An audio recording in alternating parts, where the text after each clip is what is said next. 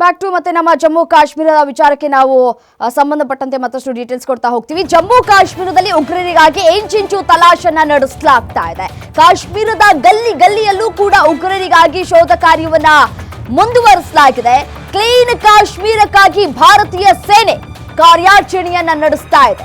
ಉಗ್ರರನ್ನ ಮಟ್ಟ ಹಾಕ್ತಾ ಇದೆ ಭಾರತೀಯ ಸೇನೆ. 2 ದಿನಗಳಲ್ಲಿ 6 ಉಗ್ರರನ್ನ ಹೊಡೆದು ಉರುಳಿಸಿದಂತಹ ನಮ್ಮ ಸೇನೆ ಪುಲ್ವಾಮಾದಲ್ಲಿ ಉಗ್ರರು ಸೇನೆ ನಡುವೆ ಗುಂಡಿನ ಚಕಮಕಿಯಾಗಿದೆ.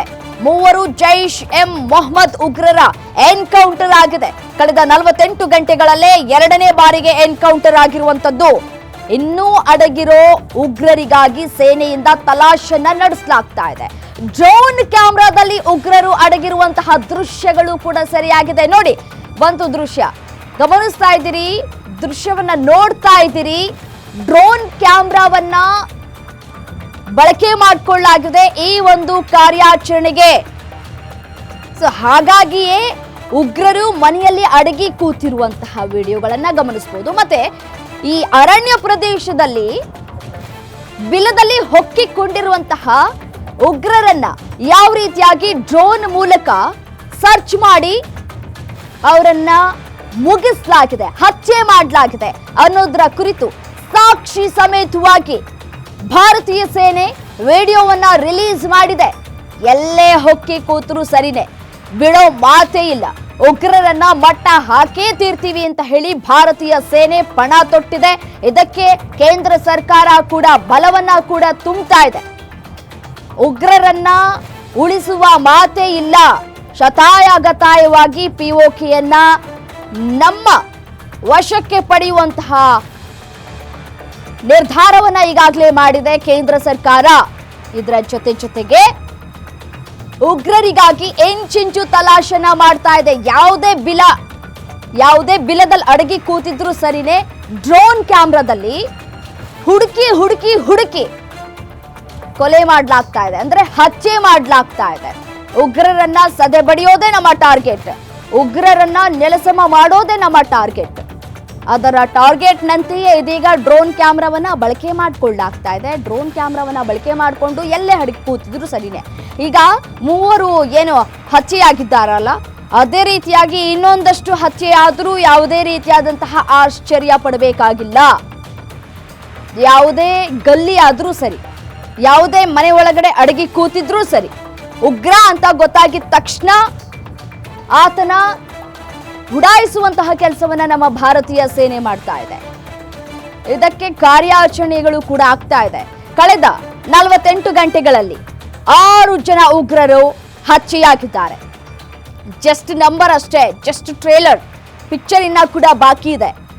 ಎಷ್ಟೇ ಉಗ್ರರು, ಭಾರತಕ್ಕೆ ಮೋಸ್ಟ್ ವಾಂಟೆಡ್ ಉಗ್ರರು ಯಾರೇ ಇದ್ರೂ ಸರಿ, ಅವರನ್ನ ಹೊಡೆದು ಉರುಳಿಸುವಂತಹ ಕೆಲಸಕ್ಕೆ ಪಣ ತೊಟ್ಟಿದೆ ನಮ್ಮ ಭಾರತೀಯ ಸೇನೆ. ಅದರಂತೆಯೇ ಇದೀಗ ಹುಡುಕಿ ಹೆಕ್ಕಿ ಹತ್ಯೆಯನ್ನ ಮಾಡ್ತಾ ಇದೆ.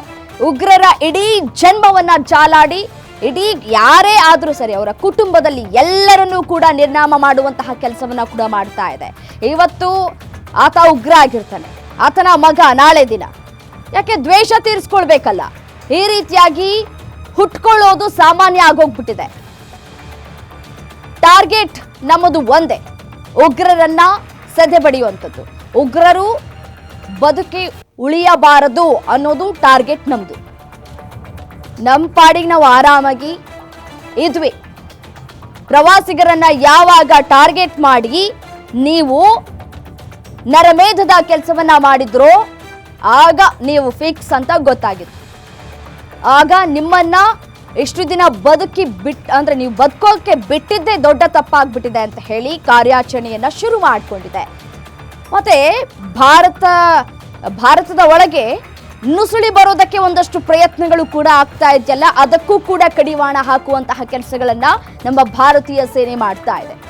ಈಗಾಗಲೇ 3ರನ್ನ ಕೂಡ ವಶಕ್ಕೆ ಪಡೆದುಕೊಳ್ಳಲಾಗಿದೆ ಗಡಿ ಭಾಗದಲ್ಲಿ. ಅದರ ಮುಂದುವರಿದ ಭಾಗ ಅನ್ನುವಂತೆ ಇದೀಗ ಉಗ್ರರನ್ನ ಟಾರ್ಗೆಟ್ ಮಾಡಿ ಡ್ರೋನ್ ಮೂಲಕ ಸರ್ಚ್ ಮಾಡಿ ಎಲ್ಲೇ ಅಡಗಿ ಕೂತಿದ್ರೂ ಕೂಡ ಅವರನ್ನ ಹತ್ಯೆ ಮಾಡುವಂತಹ ಕೆಲಸವನ್ನ ಮುಂದುವರಿಸಲಾಗ್ತಾ ಇದೆ. ಈ ಪಹಲ್ಗಾಮ್ ದಾಳಿಯಾದಂತಹ ಸಂದರ್ಭದಲ್ಲಿ ಉಗ್ರರು ಯಾರು ಭಾಗಿಯಾಗಿದ್ದಾರಲ್ಲ, ಆ 4 ಜನ ಉಗ್ರರಿಗೂ ಹುಡುಕಾಟವನ್ನ ಕೂಡ ನಡೆಸಲಾಗ್ತಾ ಇದೆ. ಮತ್ತೆ ಅವರನ್ನ ಹುಡುಕಿ ಕೊಟ್ಟವರಿಗೆ 20 ಲಕ್ಷ ಪರಿಹಾರವನ್ನ ಕೊಡ್ತೀವಿ, ಅಂದ್ರೆ ಹುಡುಕಿ ಕೊಟ್ಟವರಿಗೆ ಹಣವನ್ನ ಕೊಡ್ತೀವಿ ಅಂತ ಹೇಳಿ 20 ಲಕ್ಷ ಘೋಷಣೆಯನ್ನ ಕೂಡ ಮಾಡಲಾಗಿದೆ. ನಿಜಕ್ಕೂ ಆ 4 ಜನ ಏನಾದ್ರೂ ಸಿಕ್ಕಿಬಿಟ್ರೆ ಮಾತ್ರ ಉಗ್ರರು ಬಿಡುವ ಮಾತೇ ಇಲ್ಲ. ಅಲ್ಲೇ ಡ್ರಾ ಅಲ್ಲೇ ಬಹುಮಾನ. ಹೇಗೆ ಈಗ ಹೆಕ್ಕಿ ಮಟಾಶ್ ಮಾಡುವಂತಹ ಕೆಲಸ ಆಗ್ತಾ ಇದೆಯೋ ಅದೇ ರೀತಿಯಾಗಿ ಆ 4 ಜನರನ್ನು ಮುಗಿಸ್ಬೇಕಾಗ್ತದೆ.